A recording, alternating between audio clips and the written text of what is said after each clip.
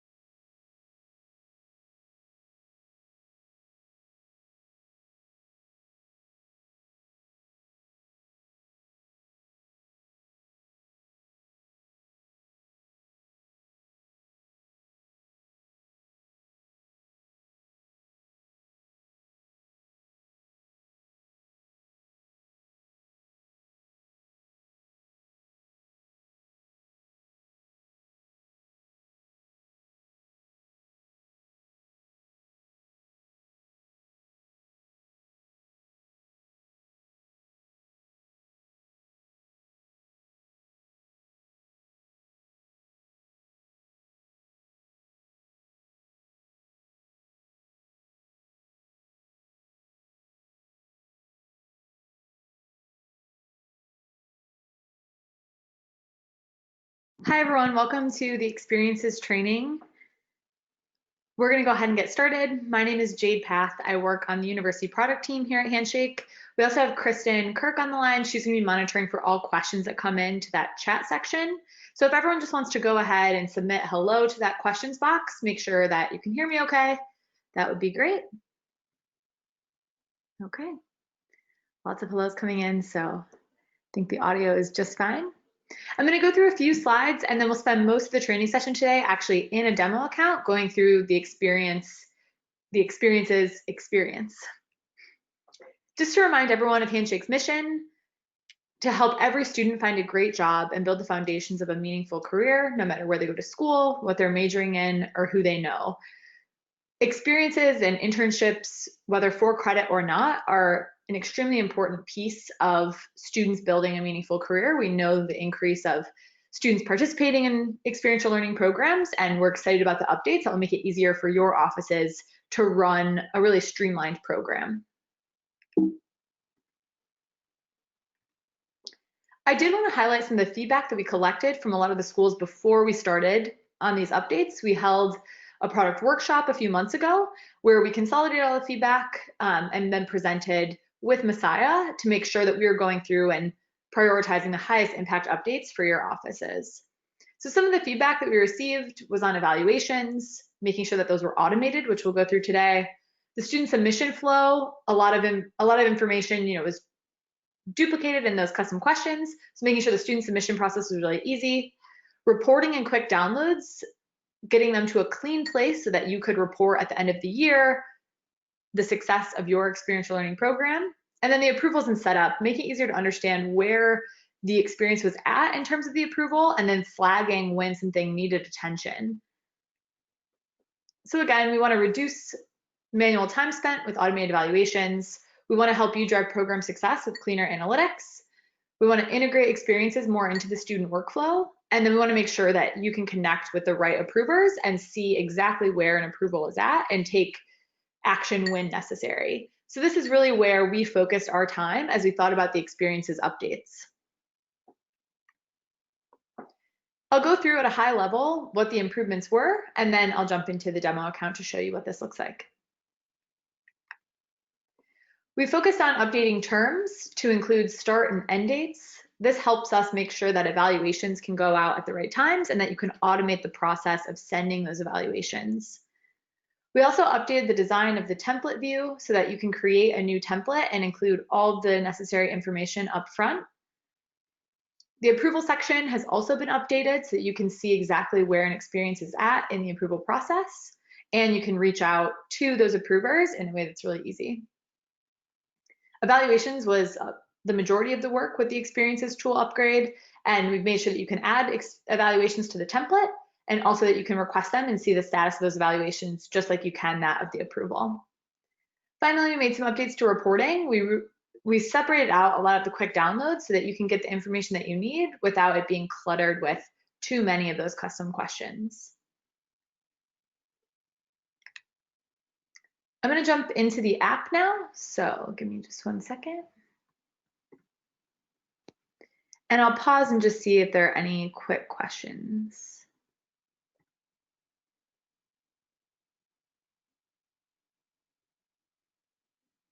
There is a question, are these changes active now or something that will be released in the future? These are not active now in production. In the next few weeks, we'll be rolling these out in your Handshake accounts, but these are not live yet. We'll just be going through all the updates.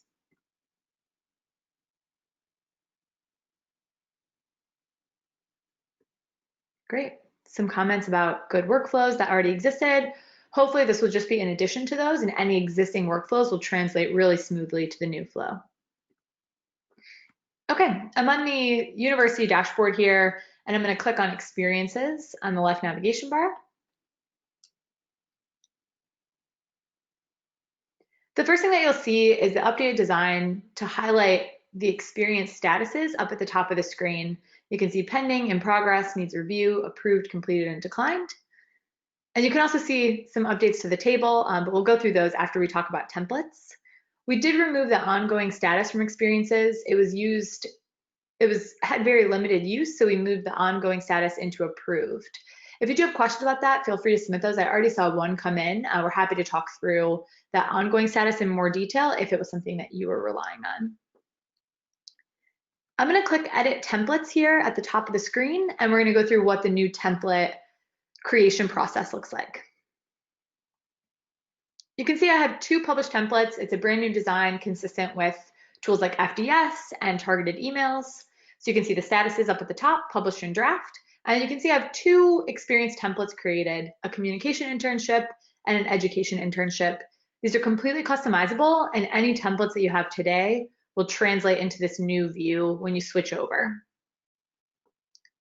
I'm going to go ahead and edit a template that I already have, just so you can see what a filled out template looks like. The first section is the details. This design is also consistent with first destination surveys. If you're using that tool, you'll see that we're switching a lot of the workflows to have this stepped approach that helps provide context and make it easy to set up some of these more complex forms. So the template name is communication internship. This is completely customizable by your institution, and any names, any templates and names you've already created will transfer into this new view. There is this concept of active terms and custom terms now. Because we do require terms to be a part of the template, we recommend that you select all active terms, which will mean that you don't have to update this template with each new term that you create. And as you create the new terms in the system, those will be updated. The student request survey existed in the old flow as well. These are the questions that the student is asked when they submit an experience. So at the bottom of the form, they'll be asked these questions, and this is a survey that you can create in Handshake. So you can say I have a student approval survey attached here for my student request, and it could be named whatever works at your institution. Reviewer response time is another new field. This is the new version of offsets. So we've tried to make this a clearer picture of what it actually means. So now you can allow each reviewer a number of business days to respond to a request instead of having to set those offsets for each. So in this case, I have two reviewers that we'll go through in a second, but I'm allowing each of them 5 business days to respond to that request. So that will just reset at 5 for each approver as a part of the process. We also added 2 new exciting updates to experiences for custom messages. We heard a lot of feedback from your teams about providing more information to approvers and students as a part of the experience approval. So we've added 2 custom messages, one for reviewers when they're asked to approve, so you can let them know what's expected of them as a part of the approval process. You can link them to any additional information about the experience process at your school. So in this case, I've just included a message, please respond to this approval in a timely fashion. If you approve this experience, you're indicating that the student is participating in the experience included and that you're willing to provide mentorship throughout the process. We also have a custom message for approved students. This will be attached to that approval notification that they receive. And again, you can include any information you'd like the student to know about what's next after an experience has been fully approved. I'll go ahead and go next to attachments. Attachments has remained the same. You can upload any relevant attachments to the experience template here. This is going to add that attachment to any experience requested of this type. So this is the communication type of internship. If a student goes through to request that, they'll see any attachment you've added here. You can also add individual attachments to the experiences. So you can see that on the experience overview itself. I'll pause there and see if there are any questions coming in. Great. We'll talk at the end about the transition process. If you already have experiences that are coming in, it will translate just fine. There will just be certain pieces that you'll have to update regarding evaluations, but we'll talk about that at the end.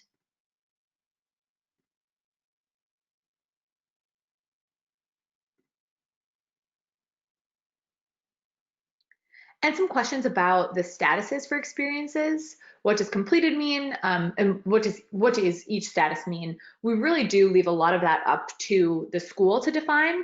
The pending status is anything new that comes in review is anything that's been where the experience approval has been halted. But in terms of moving it to completed, that's really up to the school to define what completed means. Yeah, and then active versus custom terms. So active terms right now is anything that your office defines as active. I'll actually open up terms once we get through the template flow just to show you what that looks like. And then you can set individual terms for a template, or you can set all active terms so it would be visible for any term that you currently have in the system.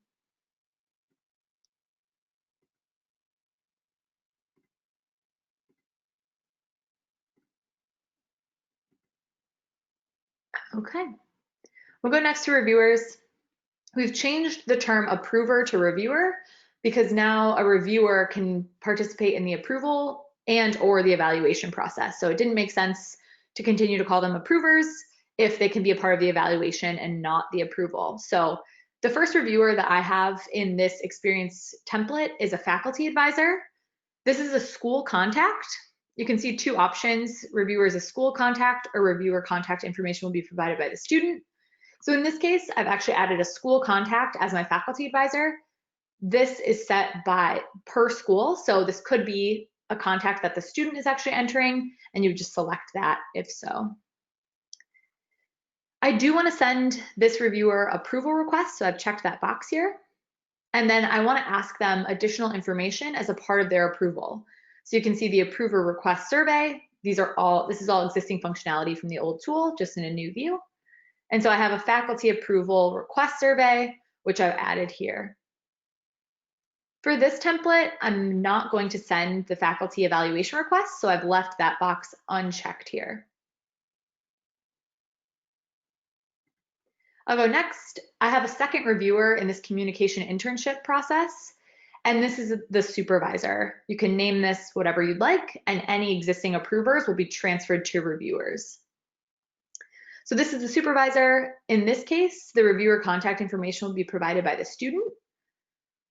And then my reviewer permissions, I'm going to send the supervisor approval requests. I have another survey which asks additional information of the supervisor on that approval form. And then I also want to send the supervisor evaluation request, so I've checked that box.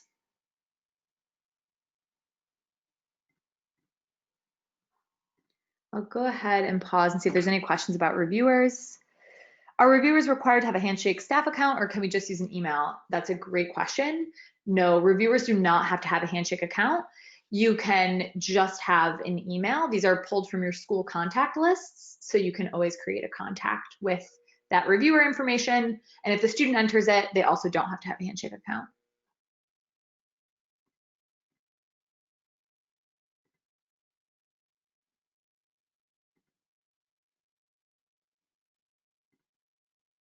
And you can have as many reviewers as you'd like. You could have 0, you could have, up to 10 reviewers. Obviously not recommended if you have a short approval process, but you can have as many reviewers as you'd like.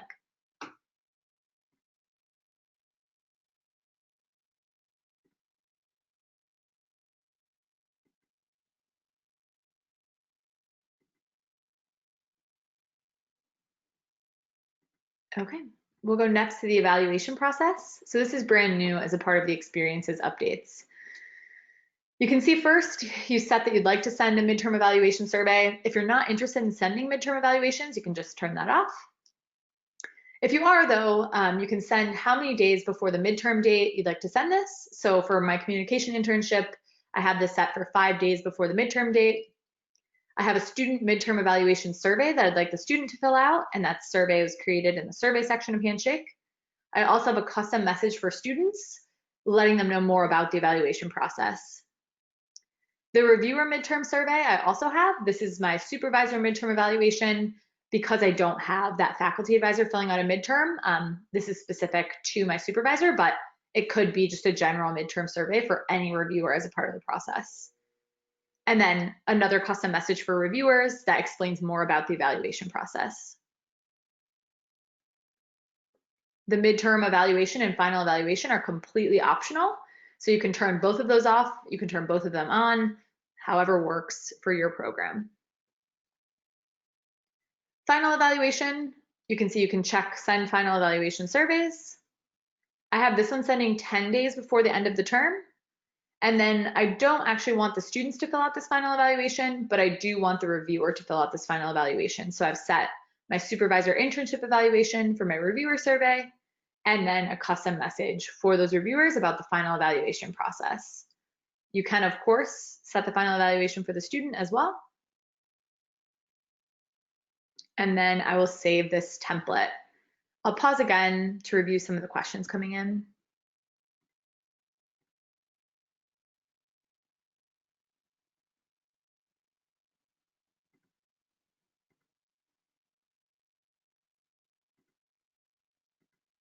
This section, the section that we were just going through, is for career services administrators only. This is actually creating the template, which will be used by students and your staff as you manage the process. So completely managed by career services.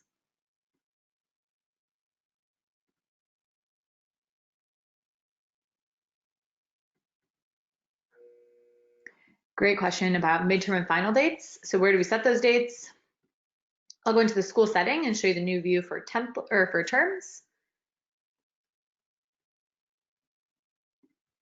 Terms at the bottom of the school settings, and you can see the view of terms has changed. And if we click on edit for a term, we now have start date, end dates, and midterm dates. So this is where you'll set those active terms. And we'll save that. So these are all my active terms, and then I can archive terms as well. So I can archive these, move them over to that status, and make sure that they're no longer displayed to students as they request experiences.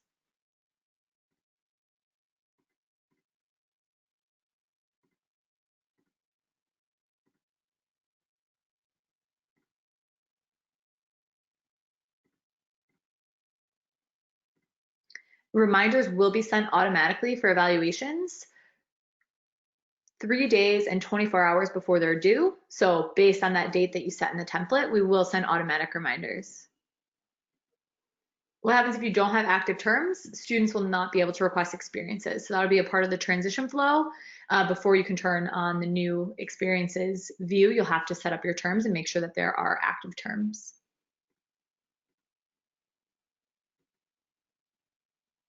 Okay, I'm going to go ahead and go back to the experiences view here.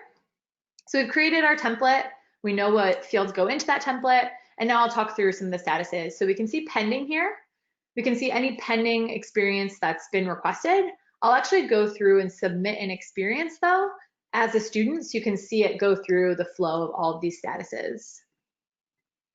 So I'm going to switch over to a student account.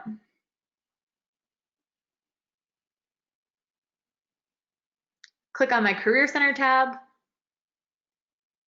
Experiences, and then I'm going to request an experience from this page. The experiences type, I'm going to choose Communication Internship, which is pulling from that template that we just created.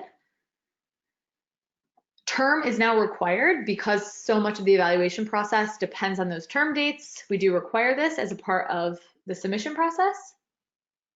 So I'll go ahead and select summer 2019. We need an employer. So select my employer. Employer phone number and email address are optional. These are just general phone numbers for the employer. Select a job.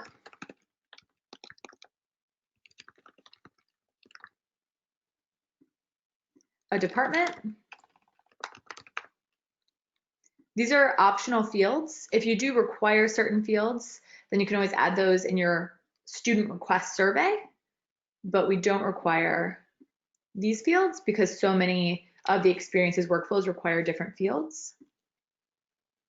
Job type, employment type, salary information, offer date, whether or not you've accepted this offer. We have also added an option to add this experience to your profile as a student if they're interested in bringing that over to their profile. Supervisor information. I'll go ahead and add my supervisor's email. Since this contact already existed in the system, you can see that it just pre-filled that information. If this contact didn't exist, I would actually have to enter in the name, title, and phone number as a student for my site supervisor. We'll go ahead and leave that as Ben.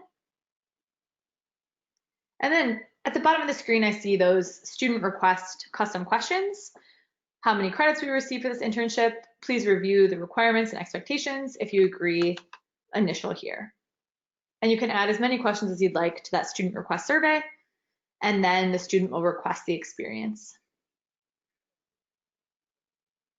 The student view has remained mostly the same, so we'll jump back over. You can see there are two approvers, the faculty advisor and the supervisor. We did set these up in the template. This one was set actually as a school contact by me, so the student didn't have to enter that one. They just see it as a part of the workflow now.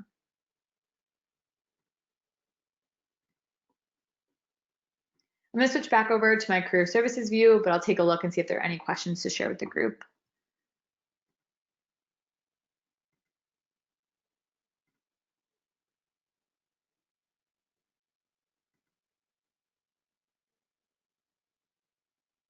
Employers do not have to be a contact in the system when the student is requesting. If they don't exist yet, then the student will be asked to fill out their name.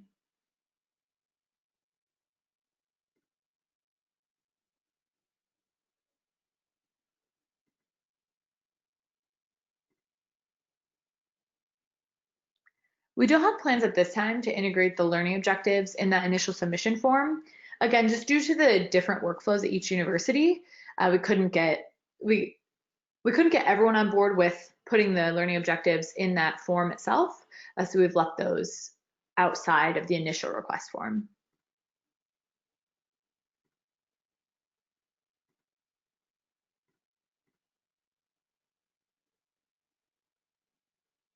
Okay, I'll go ahead and click on experiences now, and we'll look through the statuses and what this particular experience looks like.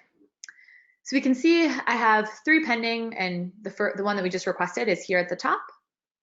So a couple of the updates we've made to the pending view, I can start approvals right from this screen if I'm comfortable just kicking this off. I can also select all of the experiences in this pending queue and start approvals. So we did receive a lot of feedback about the manual approval process and how much time it took to go into each individually.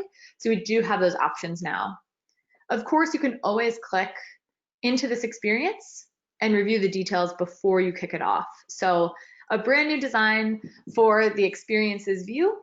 You can see the student's name, their email up at the top. We received also a lot of feedback that it was hard to identify which student you were working with just their name indicated on this page. So we added their email and then the term that they selected.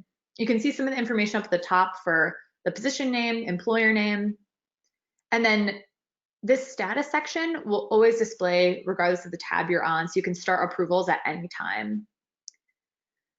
The timeline section is extremely helpful in understanding the flow of this individual experience. So you can see the student requested the experience on April 25th. The approvals start. So once we start the approvals, we'll be able to fill in those dates, but it could take up to 10 business days to finish because both of those reviewers have 5 days to respond to that request. If the experience is approved, then the midterm evaluation and final evaluation will be sent. So we see actually which dates those are based on the term that we have set up. So you can just quickly glance at exactly what's going to happen as a part of this experience going through. If it's approved, then it will go through that evaluation process as well. Private notes is still here, assigned to is still on the right, labels, attachments, and then comments and activity. So you can comment back and forth with the student. The job details section lists everything that was submitted by the student. So about their position, the contact information for the company, learning objectives that you can edit and update, and then those student request questions. So if you added them in the template, we saw what that looked like as a student submitted, and then we can review them here as a part of the admin flow. Approvals is the next tab. So we've also moved the approvals tab to be its own, and you can see the order. So faculty advisor was first in the list, and then supervisor. So we can add responses for this faculty advisor. They're currently pending. Once we start it, they'll actually move to pending, and we can always edit responses. We can actually edit this approver if we need to. So if the student entered the wrong one or the faculty advisor happens to be different here, we can actually change this reviewer from this view. So I'm going to go ahead and start the approvals process for this experience so we can go through an actual approval. Once that happens, that status icon is going to go away and the experience process has now been kicked off. So if I go back to approvals, you can see that now we have a deadline for this faculty advisor. They need to review it by April 30th. And then we don't have a date yet for the supervisor. Once it gets sent to them, it hasn't been sent yet to the supervisor. If the faculty advisor approves, then it will be kicked off to the supervisor. I will go ahead and open up. Give me 1 second to open up our test email inbox. You can see what this looks like.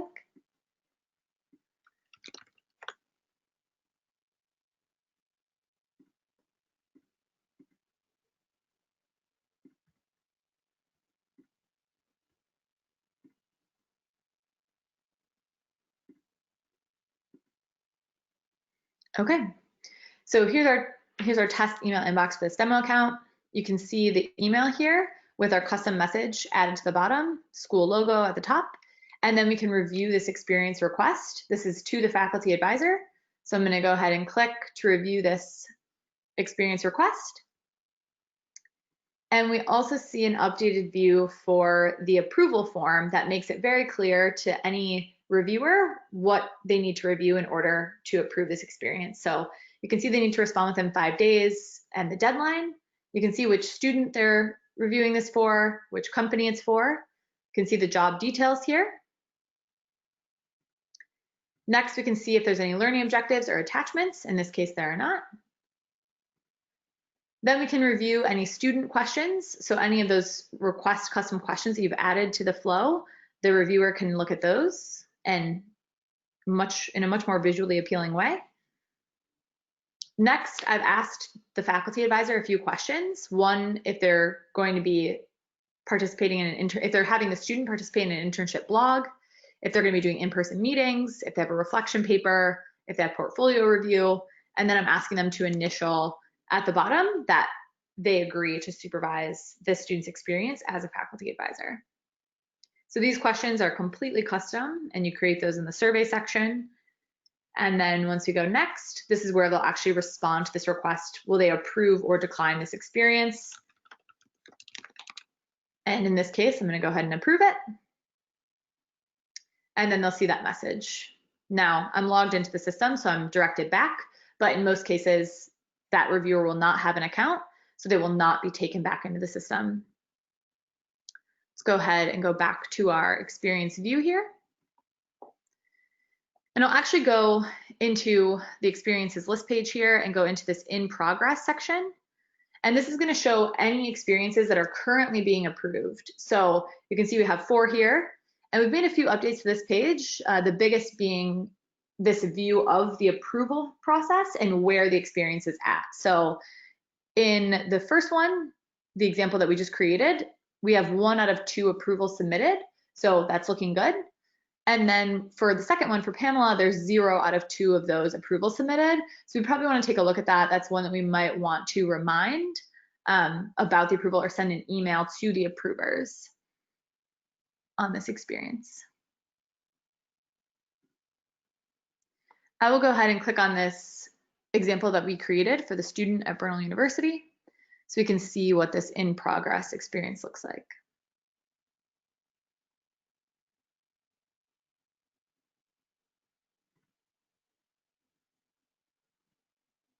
So now I can see in this view, the approvals is now 1 out of 2. So if I click on this, I can see that the first reviewer, the faculty advisor, approved the experience, and I can see all of their responses on those custom questions that I asked of the faculty advisor. So now the supervisor has received their request, and they need to review by April 30th as well. They get five days. If you need to resend this email to the supervisor, you can click here. If you need to copy the link for them to approve, you can copy it here and send it externally if they're having issues with spam folders. You can also add responses directly for this approver. So let's go ahead and do that. I'll add responses for the supervisor, and this will take me through the same form where I can review the student's information, the reviewer survey that was before me, and then my survey as a supervisor. In my example, they're the same questions, but they can be completely separate questions. And then I will go ahead and approve this experience for the site supervisor. In this case, I click to add responses for them. And what that does is now updates our experience to an approved status. On the timeline, we can see now that we've gotten through the approvals, and next up is the midterm and final evaluations. This also exposes 2 additional tabs in the experience for midterm and final evaluations. I don't need to do anything with those unless I'm interested in adding responses, because they will be scheduled to go out on the dates provided here. So I'll click midterm evaluation, and you can see the student and supervisor. Final evaluation, I'm just waiting on 1, and I can see the supervisor here. Let's go back to the experiences list page. So you can see once I go to this approved section, the columns are going to change a bit. So now I can see the midterm evaluations and final evaluations progress instead of the approval progress. Obviously, at this point, the approval should be either 100% or you've decided to move it to this approved state without getting through the approval process. So I can see I'm still waiting on 1 midterm survey for our example here, waiting on 1 midterm evaluation from my reviewer, and then waiting on 1 final evaluation from that reviewer. We also added a few sorting options based on your feedback so that you can quickly navigate to any experience that's missing any type of evaluation. So if you're only doing final evaluations, then you can just filter to those that are missing final reviewer final evaluations, and then see that list of experiences to then do outreach. So if you select those, you can then do a midterm evaluation. You can send a reminder for those, and a final evaluation, you could send a reminder for those. So we have a couple options here for those.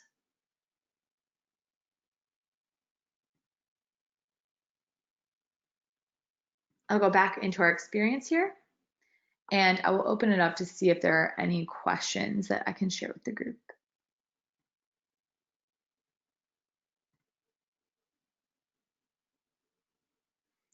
There's a question about weekly timesheets. The only way to accomplish something like a weekly assignment or a timesheet would be to use the attachment section. We don't have an assignment section of the experiences workflow. We really do see it as part of like the approval and evaluation. We don't have a weekly assignment tracker.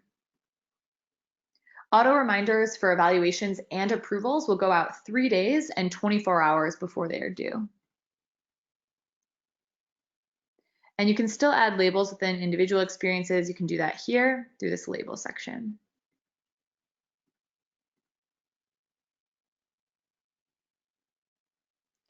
If you don't have reviewers set for experiences, can you still use the in progress status? You can. You can always move an experience to in progress if you edit the experience itself. As an administrator, you can always move them to being approved, which is the new in progress status.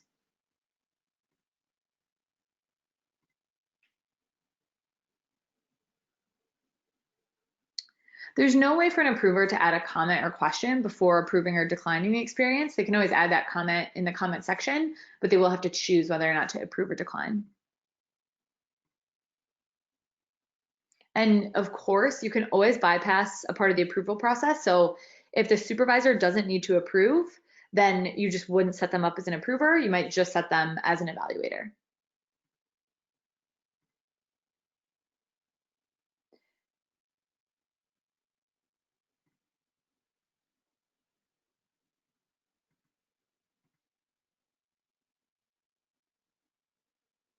Yeah, another question about site supervisors need to approve. This is completely up to your institution. The supervisor may not need to approve the experience at your school.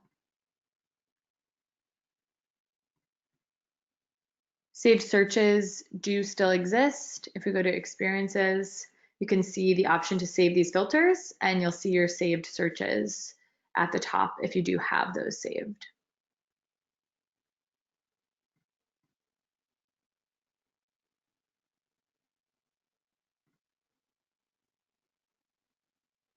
An approver can complete an evaluation at any time, but they can't approve it after the deadline for approval. Yeah, let me open again. Staff actions is just private notes on the experience. So if you add private notes, this is just where you'll see all of the notes that you have on this experience. And then the assigned to field is on the right.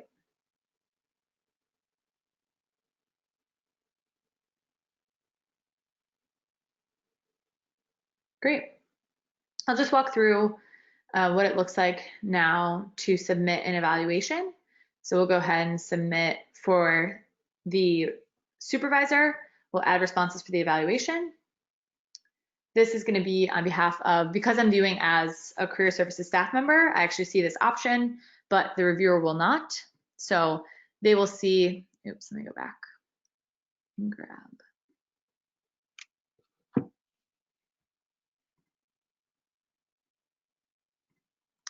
Let me kick off this evaluation. So I'm going to go ahead and go to my final evaluation and send a reminder for that.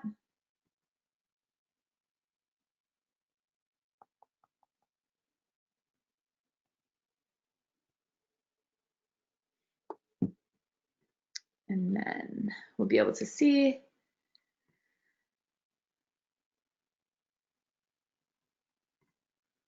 So we'll open up, because I'm still logged in as a career services user, if they weren't, this would be a completely logged out view. And then we can scroll down and we can see our custom questions for this evaluation. This view is the same as it existed before, but we can rate our students' experience, select the grade, and then create that evaluation. So because I'm logged in, I'll be able to see this now, but if they were not logged in, they would not be able to see that information. And now we can see our final evaluation in the system. So that supervisor's response with all of their information.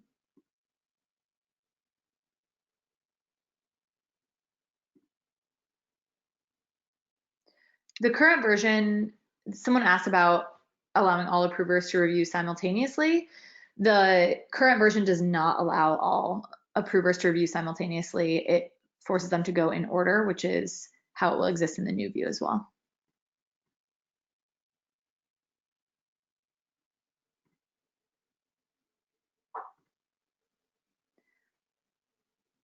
Okay. I'm going to go back over to our deck and just cover a couple questions about the transition, and then I'll go through as many questions as we have time for at the end.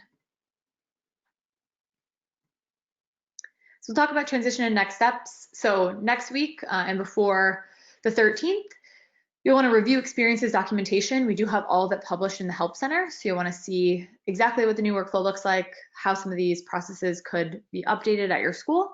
And then the week of 5/13, you'll have the option to switch to the new experiences view in the app. There'll be a button in the experiences preferences section to switch to the new experiences flow. So if you're in the middle of an experiences cycle, then you might choose to wait to switch to the new experiences. We don't have an exact deadline yet on when everyone will be switched over, likely later on this summer. So before that, you'll want to make sure that terms are updated. Everyone's going to get the new terms view early next week. And then you'll want to update any templates with evaluations once you switch to that new experience. There will also be a process to convert any existing experiences with evaluations if you're in the middle of that cycle. But we'll make sure that that's very clear as we roll out this new view. I will go through some of the questions. That's all the content that we have to go through today. Thank you so much for all the feedback on the experiences tool and for going through the workflow with us today. If you do have additional questions after the webinar, feel free to submit those. I'll stay on for the next 20 minutes or so and go through some of the questions coming in. And a really good question, if you switch, go ahead. Sorry to interrupt. I just wanted to hop in because we've had so many great questions come in, and in case we can't get to them, I've seen a handful of like repeat questions from different university partners. So I think what I'll do is be compiling some of these really great frequently asked questions and add them into some of our support documentation. That way you guys can all have access to these answers. So if we don't get to your question, you know, as Jade mentioned, please feel free to submit a ticket to us and we can always work through any workflows or help you with questions that you have that way. Or additionally, we'll send out a follow-up email and I'll include in that resource with a lot of these frequently asked questions. Thank you so much. There are a couple things I do want to go through that just came in. If you switch to the new view, can you switch back?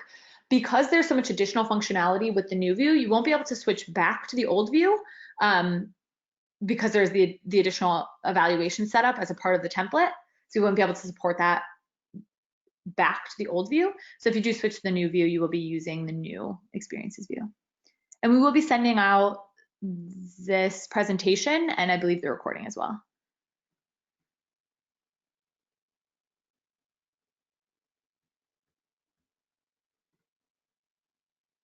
Who has control over switch to the new experiences? It's defined by your account representative at Handshake, and then also the top experiences user will have access, but we'll make sure that that's very clear.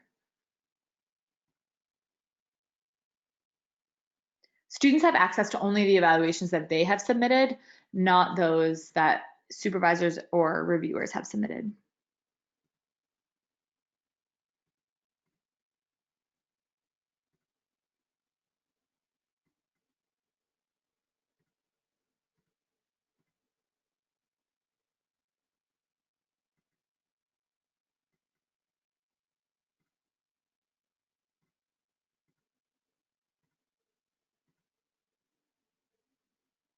You do not have to assign the experience to a staff member. You can choose to do so if you'd like.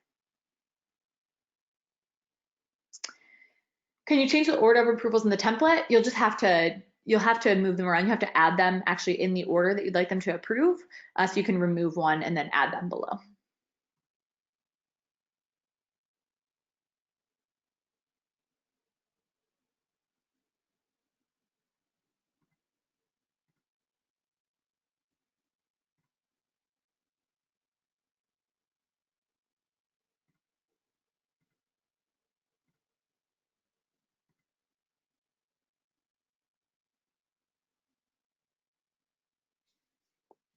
And a couple questions about reporting. I'll actually jump back into our demo account here and go into experiences. The biggest shifts in reporting, if we go to approved or any of the statuses, if we select all the experiences, we've changed all the reporting to be within the correct evaluation. So the midterm evaluation now has a student CSV and a reviewer CSV. This will keep all of the information and the surveys consistent. The final evaluation also has the same options to download the student CSV and the reviewer CSV. And then the more option has the ability to download student information, approval and reviewer information as it existed before.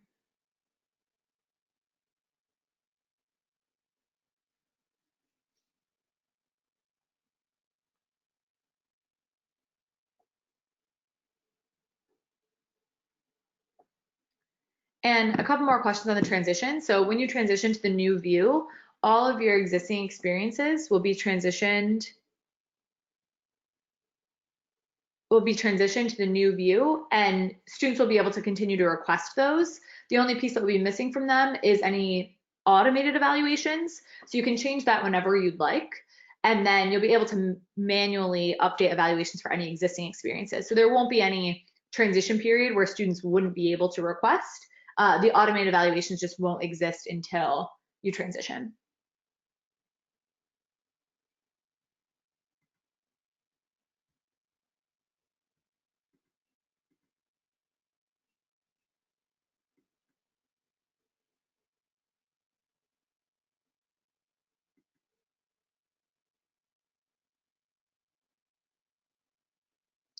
And the evaluations data, a couple questions about if you can download all data, status, and evaluations.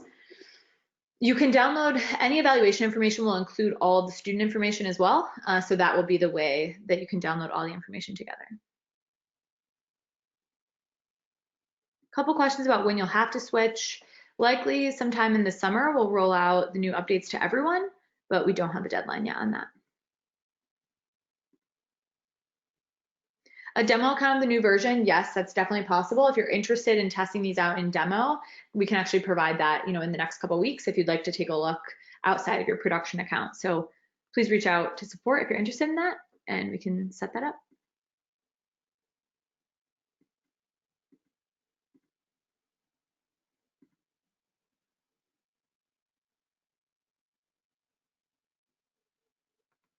And a couple questions about if you can switch for some and not others. You will have to switch the view for everything, but you don't have to update automated evaluations on those experiences that would happen for the fall.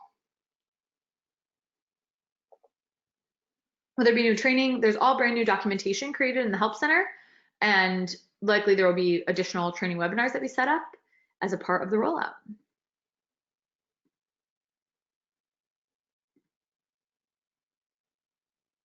Yes. Natalie asked if she can switch as soon as it's available. Of course. Yeah, we'll likely schedule additional webinars as this gets rolled out, so you can invite your teams to get trained up. Okay, it looks like a lot of questions and a lot of workflow specific questions. So make sure if your question wasn't answered today that you reach out to our team. We're happy to discuss how this could work in your office, and we're really excited about the updates. So if you have any other questions, you want to test out the tool, you have additional feedback, please reach out. Thank you so much for joining us today and answering these questions or asking the questions. A lot of the other ones, just reviewing here, a lot of the other ones are focused on particular workflows. So we'll take a look at those and provide follow-up after the session today. Kristen, anything else you want to add? Yeah, just to kind of recap what Jade said, we will go ahead and send out an email, and we'll also be including the link to the recording on our main Handshake University site where we have all of our pre-recorded webinars. And then, like I said, for any of those questions that I've seen kind of multiples come in, I'm going to go ahead and start compiling a list of frequently asked questions and add that into our documentation so you all have access to it. Great. Thank you so much. There are a couple more questions just quickly on templates. So do we have to redo our templates? No, you will not have to redo any templates. Everything will be brought over and will work just like it does today. The only thing you can add on to those templates is the evaluations. Okay. Thank you so much, everyone.